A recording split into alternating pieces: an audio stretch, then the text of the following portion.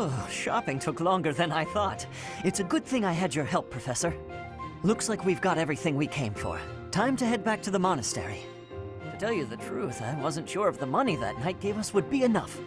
We managed to scrape by, though. I'm glad those shopkeepers were willing to strike a few bargains. It's one of the few things I'm really good at. I've got a lot of experience living in the city. Money was tight for me, too. At least until a kind noble adopted me into his family. Come to think of it, you were originally a mercenary, weren't you? I'm sure you've traveled all over Fodlan. That must have been a pretty different life from regular folks like me.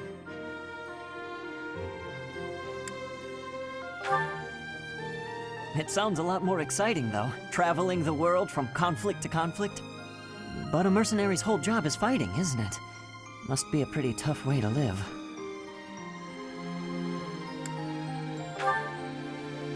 Wow, I guess you must get used to it.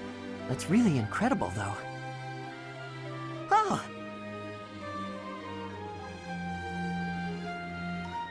I had no idea they sold this book around here.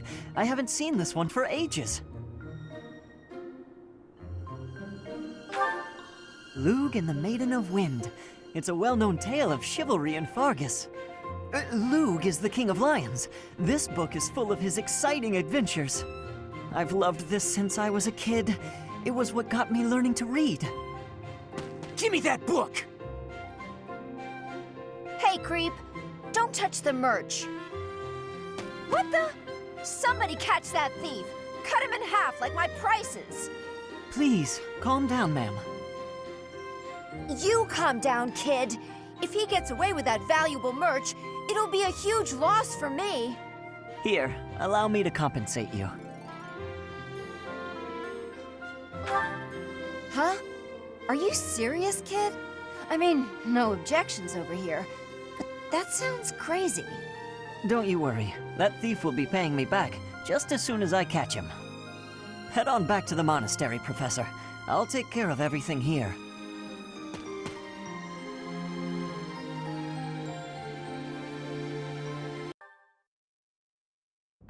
Hey, Professor.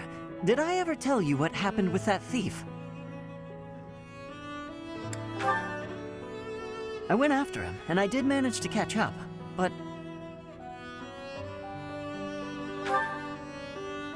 Oh no, I captured him easily. I'm pretty quick on my feet, you know.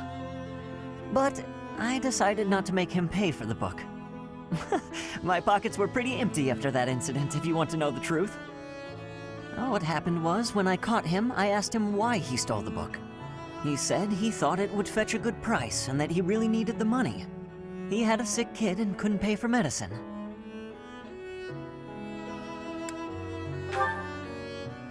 Oh, maybe you're right. But if he really did have a sick child, that would be a matter of life and death. A little money is nothing compared to that. I'd rather believe a lie than risk someone's life if I'm wrong. And to be completely honest, there was a time when I wasn't so different from him. It was a long time ago, and I've put all that behind me now. But yes, I was. My parents died of illness, so I had to provide for my little brother and sister. I did my best to earn money for them legitimately, but I wasn't able to bring home enough. So I turned to thieving. From people on the streets, from shops, even from soldiers. I knew it was wrong, but seeing my brother and sister's smiling faces made me too happy to stop. I really regret that part of my life. I was stupid. But shortly after I turned 9, I crept into a local noble's mansion, aiming to steal whatever I could get my hands on. The noble had all sorts of valuables, but what really caught my eye was a book with a fancy cover. That book was Lugh and the Maiden of Wind. The knight in the illustrations was so impressive I just couldn't tear my eyes away. You probably see where this is going. Moments after I grabbed the book, I was caught in the act by the noble. And that noble was none other than Lenato. But Lenato was incredibly kind. Without asking any questions, he gave me the book, and money too. When I told him I couldn't read, he invited me into his mansion, along with my brother and sister. He taught me how to read, personally. So, with the thief I caught in town, I was trying to do the same thing, to be like Lenato. I want to make up for the bad things I've done, to leave this world better than I found it. That's why, even if it wasn't easy on my pockets, I'm proud to say I helped him. I know what you're trying to say. My contribution probably won't change much. And it's not like I have the money to help everyone who's suffering from poverty. Even so, I can't bear to stand by and do nothing. What else could I have done, Professor?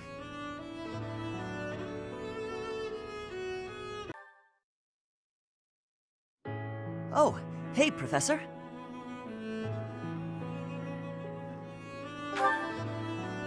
Actually, I ran into that thief while I was shopping just now.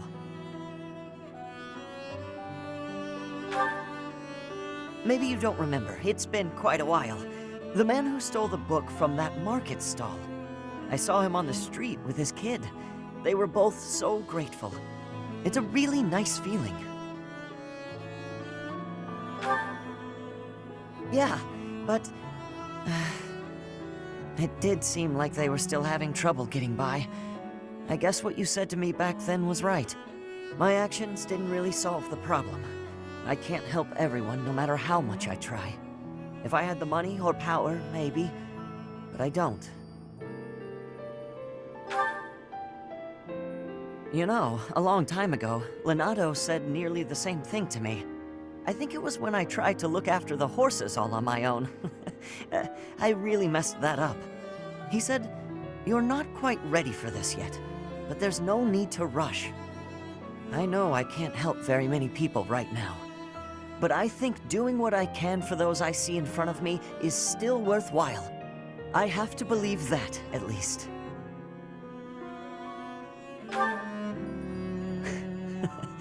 Thanks. That's reassuring to hear. What about you, Professor? Has anything been troubling you lately? I'd be happy to help, as long as it's not looking after horses. You might not want to trust me with that. Hey, don't be that way. There's gotta be something. It doesn't have to be serious. I genuinely enjoy helping people. It's a great feeling making someone smile. So if there's anything I can do for you, I want to do it, because I care about you. You think so? It's just what anyone would do, really. So what'll it be? How can I help?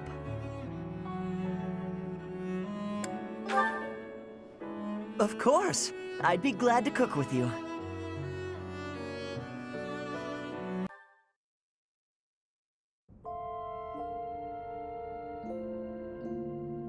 So this is where you went off to. You've been working so hard. You deserve a break. Is there any way I can lighten the load? Maybe, but I'm sure there's more I could do. You need all the rest you can get. It's only going to get more hectic from here. Even I'm tired and I haven't done nearly as much. It's been a long struggle. Yeah. So many people have died, and far too many of them were civilians. But with the state we're in now, it might actually be the survivors who have it the hardest. I want to help them, like Lenato helped me.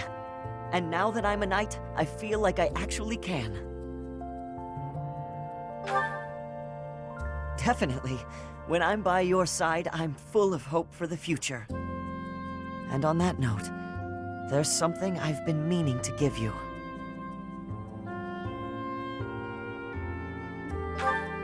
I want to be with you for the rest of my life.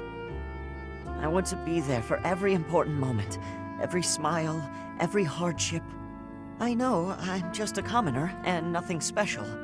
I know I don't have a crest or a prestigious family legacy, and I've done things I'm not proud of. But if you'd be willing to look past all that, I also know we'd be great together. Yes, sorry, I'm struggling for the right words. It's funny, I've rehearsed this so many times. But when the moment actually came, it all just ran right out of my head. What I mean to say is, I love you, and I want to marry you.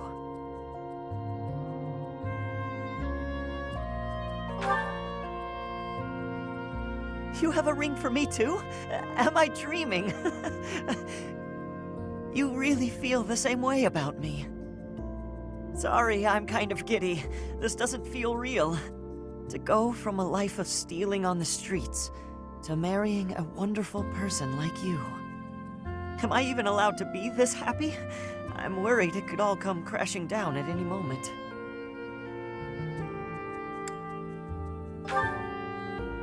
You're right. We should enjoy what we have for as long as we have it. I'm looking forward to our future. I know I have my shortcomings, but I promise you, I'll do everything I can to make you happy.